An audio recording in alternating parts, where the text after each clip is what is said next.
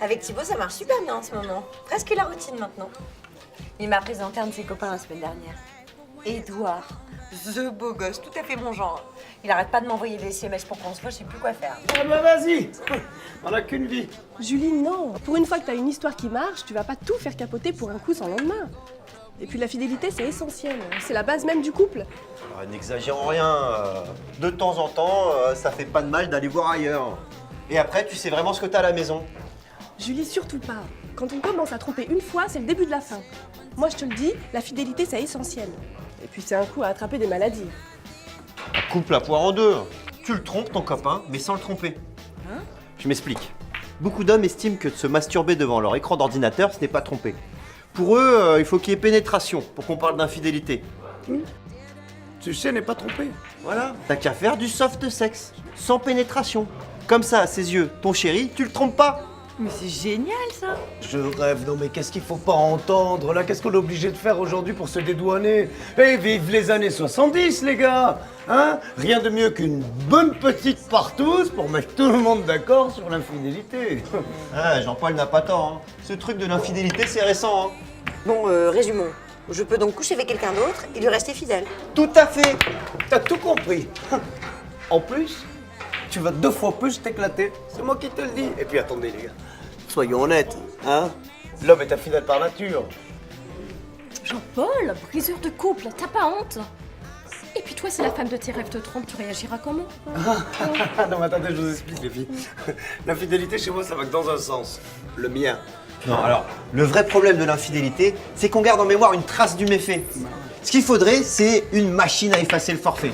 Comme ça, tu rentres chez toi, le cœur léger, sans te souvenir de rien. Comme ça, on n'aurait plus besoin d'avouer.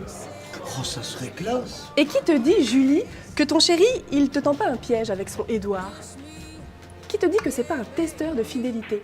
Mais c'est quoi ce traquenard? C'est passé à la télé. Oui. Oui. Testeur ou testeuse de fidélité. Appât amoureux. Ça vient de débarquer aux US. Les études ont montré que prendre un homme la main dans le sac peut aider une femme à retrouver sa liberté.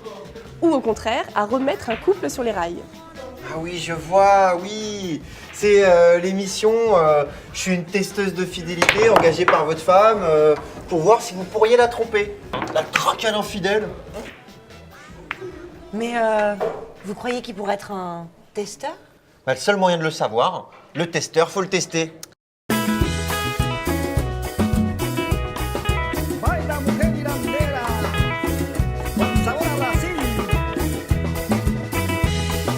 Cosa rosa.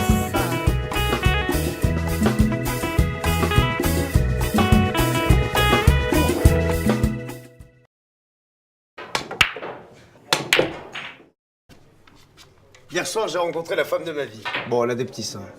Mais je serais prête à se les faire refaire pour moi. Petit ou gros seins, faut que je me décide. Les miens, ils sont peut-être pas gros, mais qu'est-ce qu'ils sont sensibles. J'adore qu'on me les caresse. Doucement. Et puis au moins, ils ballottent pas quand je fais du footing. Ni en levrette. Ni en levrette. Bah moi, quand j'ai pas une bonne paire dans les mains, j'ai l'impression qu'il me manque quelque chose. Thomas, alors tu fais partie de ces mecs obsédés par les gros seins. Ça te rappelle ta maman, c'est ça? Non, j'adore ça. Les malaxer. Puis ensuite, répandre de la crème dessus. Y a rien de meilleur. Oh, mais vous les mecs, vous voyez toujours votre plaisir égoïste, mais jamais les désavantages.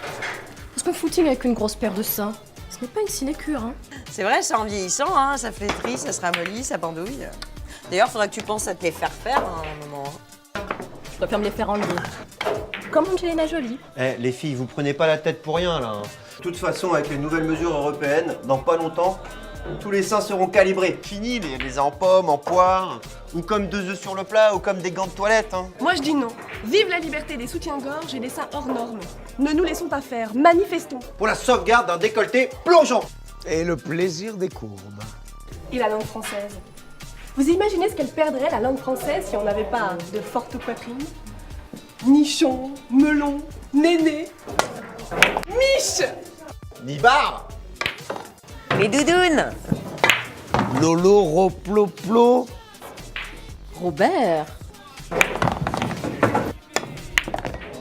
Bon, les gars, faut vraiment que je me décide. D'un côté, les petits seins, c'est tout aussi sensible. Ça tombe pas. Mais d'un autre... Bah, t'inquiète, hein. Moi je sais ce que je veux. Moi je veux qu'il y ait du monde au balcon. Et quand on la voit, qu'on se dise, c'est pas des seins qu'elle a, mais des obus.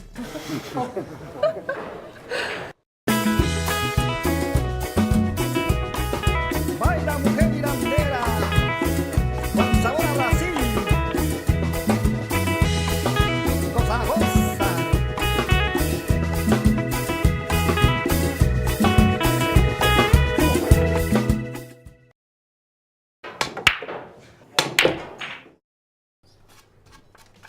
Tiens, hier j'ai couché avec une beurette. Elle voulait rester vierge avant le mariage. Bah alors, comment t'as fait? Bah, j'ai fait le tour, je suis rentré par la petite porte. Attends, tu veux dire que tu l'as enculé? Oh, quel fainéant. Les mecs, vous êtes dégoûtants. Oh, ça va. Ah, non, bah c'est vrai, Frédéric, ne sois pas aussi radical. Tu devrais essayer une fois. Pour moi, c'est difficile, hein. Avec mon démon de pneu, à chaque fois, ça leur fait hyper mal. Oh, vas-y en douceur. Et chauffe le muscle. Par de petits cercles concentriques.